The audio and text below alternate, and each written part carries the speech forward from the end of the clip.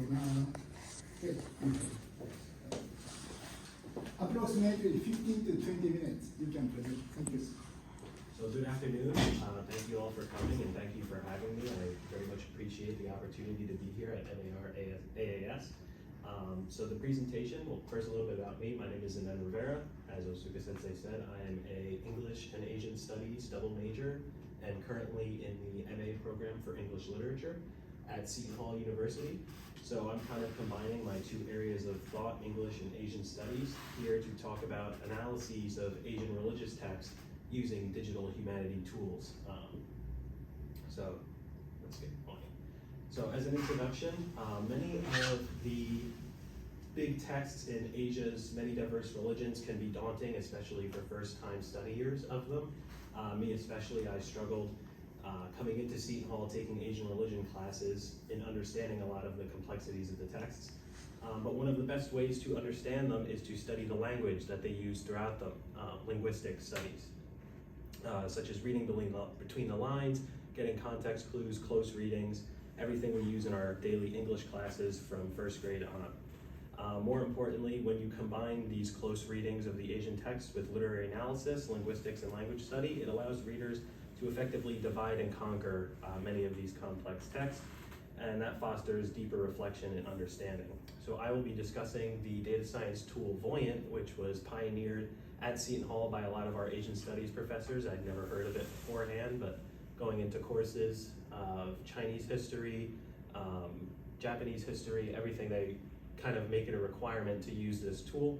And I'll use it to analyze and highlight the keywords from the Analects, the Tao Te Ching, and the Tibetan Book of the Living and Dead, to explore how linguistic trends throughout these texts can reveal the meanings of them and further prove that linguistic study and data science tools can be useful for fostering comprehension. So this is Voyant.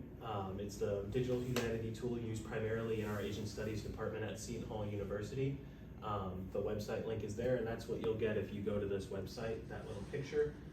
According to the website themselves, Voyant Tools is a, quote, scholarly project that is designed to facilitate reading and interpretive practices for digital humanities students and scholars, as well as the general public.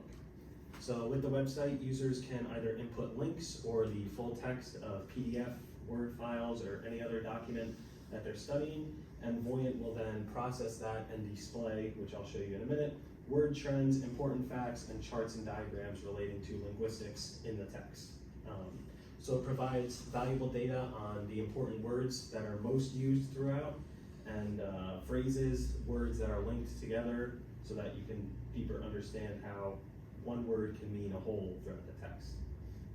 Like I said, it's been recommended by many of my own professors. I've used it exclusively in my Asian Studies courses where there might be topics or ideas that I don't understand.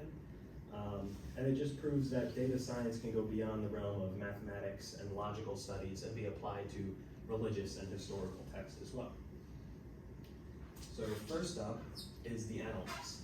So using a PDF of the Analects, you can see it generates a word chart, which might be something not many people have seen since maybe 5th grade, so they had you develop them, but it's very useful. And then it has the document transcription there, a graph showing the usage over pages of specific words, mainly the most used one. And then here is where I like to focus, which is the summary of your most used words and how often they repeat throughout the text. And then on the bottom right is another section showing you when a word might appear with other words in contextual sentences. So Confucius is the Analects, if you don't know, was written in the Warring States period from 475 to 221 BC. And it's a collection of his greatest teachings, some of the most important Chinese philosophy that has transcended just China to be a global Asia philosophy that impacts the governments and the worlds around us. So when you look at the most important words plugged in here, you get some of the ones I like to focus on for this are master, which is 503 times, man 219 times, and unpictured is the word virtue, used 107 times throughout the entire text. So once you have a view of this, I like to talk about what the words mean and how we can apply them linguistically. So master itself is a word, a microcosm of what the Analects represent. The wisdom of the master, Confucius, shared with his students and spread across the world throughout time. The text is framed as a collection of conversations and phrases rather than a story or set of tenets to follow. Everything is stated from the mouth of Confucius or one of his disciples. So master is a deeply important word, not just as a pronoun for Confucius, but just to kind of set the relationship between thought and teacher in the text. And then on the opposite end, you have man, who is the one receiving the knowledge. The abundance of man throughout the text highlights the worldly nature of it. The Analects teaches goodness, virtue, and morality in the present and physical world. Confucius never strays beyond that, as becoming a wise human and scholar is paramount to what may or may not lie beyond. So, of course, man is kind of an antiquated term. We have students who identify with many genders around the world, but I believe it tethers the thoughts of the master to the student itself. So, in a sense, you become the one who Confucius is teaching to when you read it. And lastly, virtue is the key idea to me of the Analects, because being virtuous is necessary to achieving success and fulfillment in life. It's all about filial piety and benevolence and being a good ruler and a good man in general. So it's a text not just on how to live, but how to live wisely, how to be moral, and how to find harmony through duty, obligation, and self-improvement. So moving along, we have the Tao Te Ching, which preaches, again, a better way of life. So we have a similar word chart here. I kept it the same for this one, so you can see the word flow, the transcription, the growth and decrease of words. So this is what a typical student would see if they plugged in maybe a short excerpt of the Tao Te Ching into Buoyant Tools. So having been written in 400 BC by Confucius' disciple Lao Tzu, and his followers, the Taoist sacred text has a lot in common with its quote-unquote older brother, the Analects.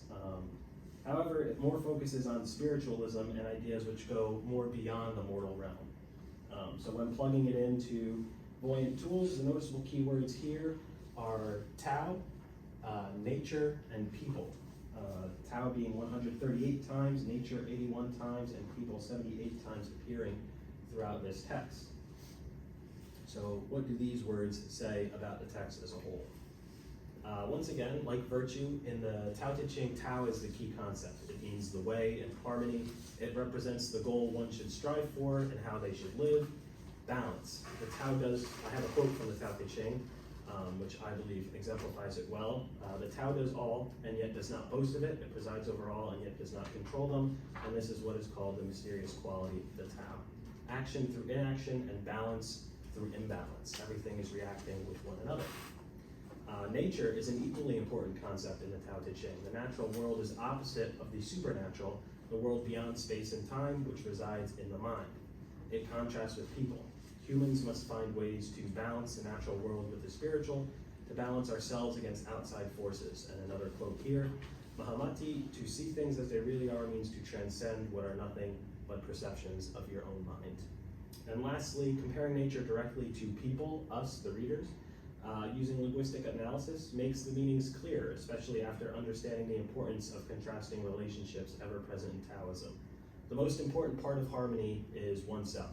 Balance must be achieved within before it can be enacted in the outside world. If a person is in turmoil, their whole world will be. Other inner balance, then outer balance. Even these themselves must harmonize. And the last little quote, possessed of the Tao, he endures long, and to the end of his bodily life is exempt from all danger and decay. So the last text I analyzed was the Tibetan Book of Living and Dying, also known as the Tibetan Book of Death. But I use a couple different tools here to kind of highlight. So we have a word links, which will show you when you hover over it, which isn't exactly as good as just seeing it blank, what words are used most throughout with other words in conjunction. So the big words are mind, dying, and death, and they have links to other words throughout the text. And then also a terms berry, which is another useful way of highlighting a term that's used, and then the darker the color of the berry, the more it's used in conjunction with that. So here, it's hard to read up screen, but I highlighted dying, used 651 times, and in contrast, the word used most with that is living. So that's how you can see these two interconnected terms throughout the Tibetan Book of Living and Dying. Other words I'd like to highlight throughout here are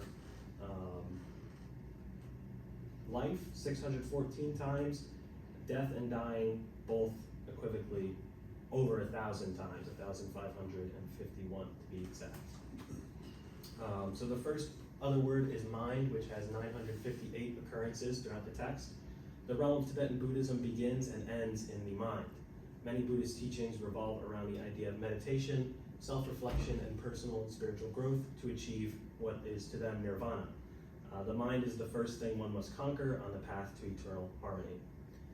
Next is the two terms death and dying appearing over the 1,000 times, as I mentioned, and in contrast, life, half the amount of times. So, of course, in a book called The Book of Living and Dying, death and life are the two most important things throughout.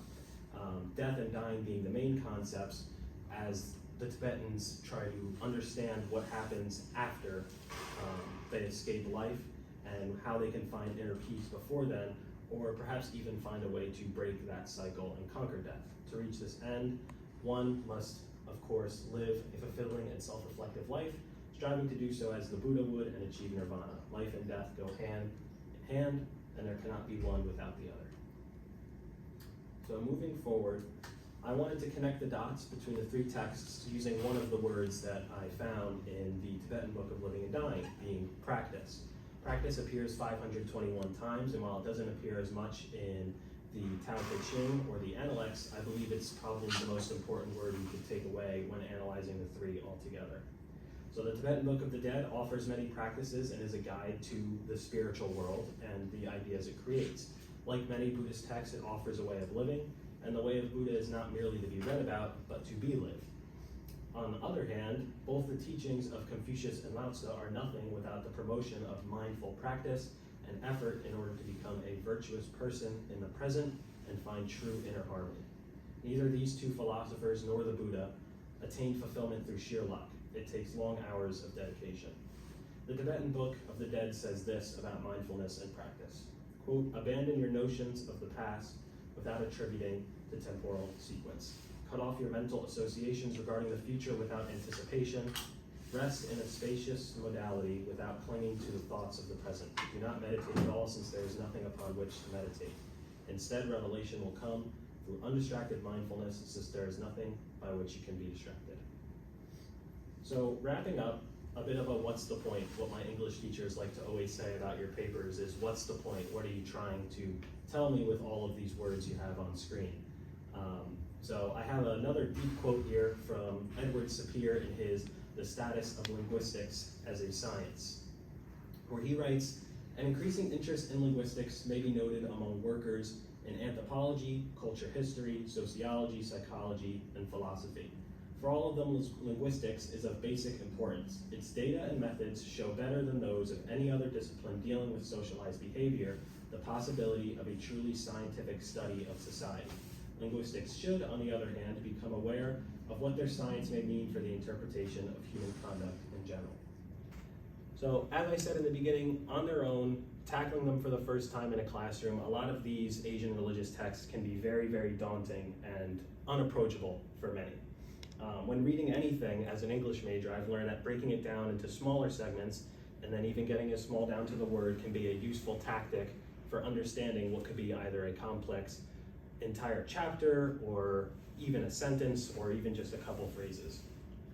Studying the words chosen by the authors and what they represent in the context of one line or even just on their own reveals a lot to the reader that might get lost, particularly in the case of these Asian religious texts in translation. Data science tools such as Voyant and other linguistic studying methods highlight the importance of information and put it front and center so that the reader can have a resource to help them start on their journey of literary discovery and to analyze what these texts are really trying to say. So whether someone is just reading for fun or about to tackle their next big research paper, having data analysis tools such as Voyant can go a long way to bridging the gap between the text and the reader, making it easy to understand and opening it up to further study and questioning.